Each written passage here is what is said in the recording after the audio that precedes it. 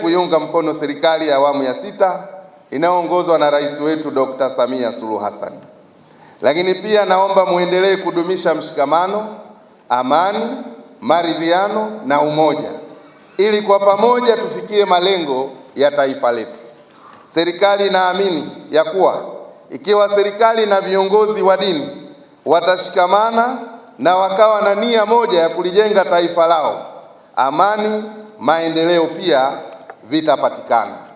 Ninaomba viongozi wote wa dini kuendelea kuombea viongozi wetu afya njema, kuendelea kuiombea pia taifa letu kuwa na amani, utulivu, haki na uwajibikaji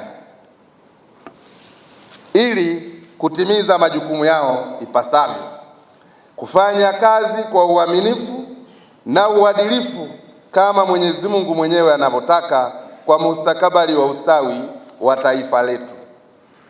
Kuwatii na kuwaombea viongozi wetu vimeelekezwa pia kwenye maandishi au maandiko ya dini zetu.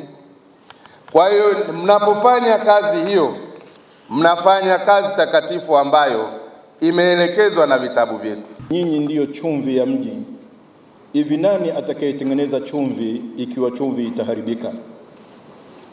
Lakini maneno kama hayo pia yakathibiti katika Mathayo 5:13. Mwana wa Maryam anasema antum milhu al-ard walakin idha fasada al-milhu fabimadha yumallahu, kwamba nyinyi ni chumvi ya nchi. Ikiharibika chumvi, basi kwa kitu gani itaikoleza hiyo chumvi?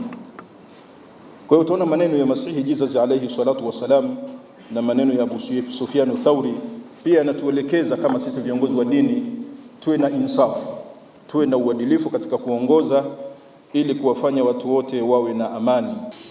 Na bahati nzuri mama mwenyewe kazi alizozifanya, jamani, mkubali msikubali, kuna nani aliwahi kufanya hivi? Hakuna. Tumpe heshima yake na maua yake. Na vile yeye mwenyewe kufanya kazi zake kwa malengo na kimkakati, ameleta ile dira ya taifa ya 2050. Si mnaifahamu?